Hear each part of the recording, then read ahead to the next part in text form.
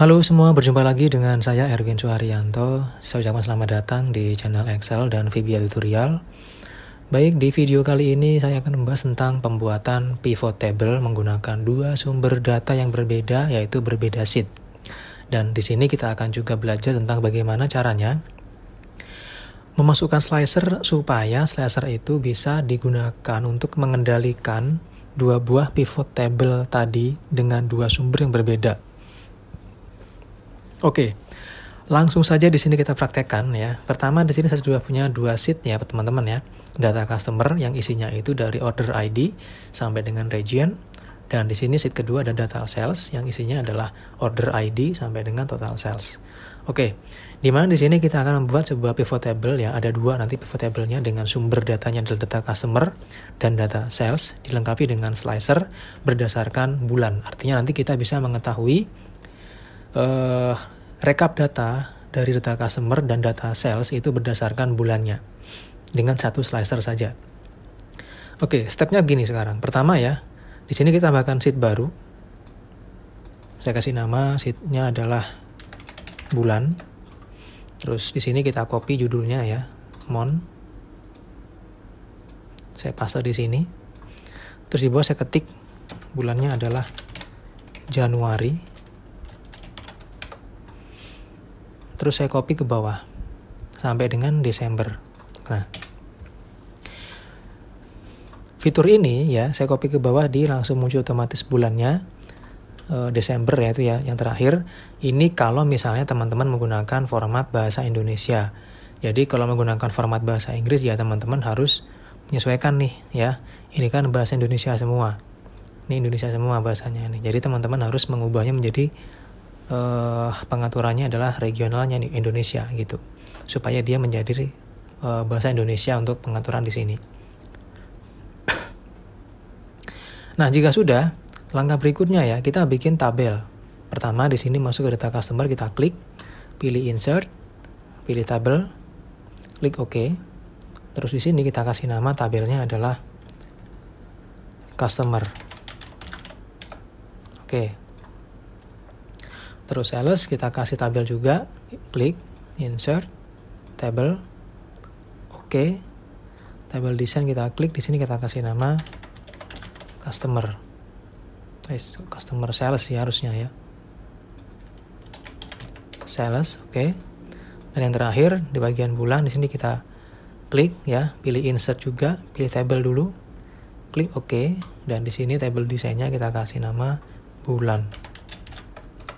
Oke.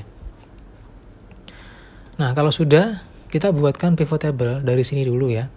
Oke, klik tabelnya, pilih insert, terus pilih pivot table. Di sini ya, wajib teman-teman checklist di bagian add this data to the model data. Terus di sini tinggal kita klik OK, maka akan dibuatkan sheet baru ya. Dan ada pivot table-nya. Sheet-nya saya kasih nama pivot. Terus di sini untuk data yang kita tampilkan, misalnya kita menampilkan hanya tahun ya, tahun di bagian row dan customer ID di bagian value.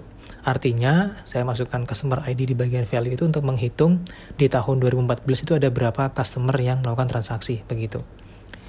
Oke, pivot table pertama sudah ya. Yang kedua sekarang kita masuk ke data sales. Kita klik di sini, pilih insert, terus pilih pivot table lagi. Jangan lupa juga di checklist lagi ini. Terus di bagian pilihan tempat, pilih yang exciting worksheet, pilih pivotnya, klik di sini misalnya supaya dia jadi satu ya. Sebenarnya untuk tempat ini bebas teman-teman ya, nggak mesti di sini ya. Ini supaya nanti kita bisa melihat perbedaan fungsinya gitu, apakah dia nanti terhubung atau enggak. Nah, kalau sudah di pivot table yang kedua ini, untuk data sales itu yang mau saya tampilkan di sini, misal ada subkategori ya. Oke. Terus ada lagi misalnya quantity. Salah ya, yang ini ya, quantity ya. Terus total sales. Nah, seperti ini. Kita mau melihat ya, kita akan membuatkan slicer yang nanti itu bisa mengendalikan dua buah tabel pivot table ini. Nah, berikutnya langkahnya ya, kita klik di dalam pivot table sini, terus kita masuk ke bagian pivot table analysis, pilih yang insert slicer. Nah, di sini ada aktif, ada yang all. Kita pilih yang all, kita checklist di bagian mount-nya. Klik OK. Nah, muncul pivot table, muncul slicer seperti ini ya teman-teman ya, untuk bulan ya. Nah, ini. Nah, kalau kita klik tombol bulan di sini ya dia nggak akan ada efeknya karena belum ada relationship antara dua buah tabel ini dengan slicer ini. Nah, sekarang kita buatkan relationship-nya dengan cara kita klik pivot table di sini ya, bebas di mana gitu ya. Nah, di sini kita cukup klik di bagian pivot table analysis, pilih relationship. Nah, di sini isinya masih kosong teman-teman ya. Masih kosong, tinggal kita klik tombol new di sini. Terus di sini pertama untuk table kita pilih table mana yang mau kita buat relationship-nya. Pertama misalnya di bagian customer. Oke, terus customer ini kita akan hubungkan dengan bulan tadi. Nah, ini. Oke, nah di bagian kolom sini ya kita pilih yang month. Oke, kita klik OK. Nah, sudah ya. Terus di sini tambahkan lagi new. Kita pilih yang tadi dia pertama apa itu? Customer ya. Yang kedua berarti dia sales. Kita pilih yang bulan juga.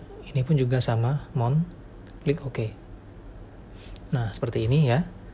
Terus kita close. Nah, di sini udah bisa ya, sudah bisa sudah bisa dipakai untuk mengendalikan yang di sini, tapi yang di samping ini belum ya. Nah, supaya dia bisa mengendalikan di samping juga, caranya kita klik kanan slicernya, terus pilih report connection. Nah, di sini kita tinggal menceklis pivot table yang ada ya. Nih. Terus kita klik OK. Nah, udah berubah dia. Jadi kalau kita klik, nah begini ya. Jadi dia akan menampilkan data yang sesuai dengan bulan yang kita pilih di sini, gitu. Nah, kalau misalnya teman-teman pengen membuatkan grafik untuk ini ya tinggal diklik ya, insert pivot table ya, pilih pivot chart misalnya. Nah, masukkan grafiknya, misalnya ini. Oke, kita letakkan di sini dan ini misalnya. Misalnya kita pilih yang grafiknya yang lain.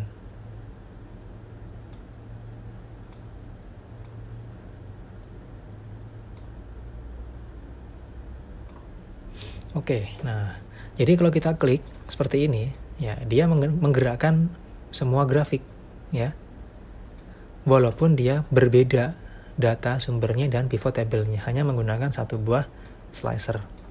Nah, ini sebagai dasar teman-teman ya, untuk pengembangannya ya silakan teman-teman kembangkan sendiri.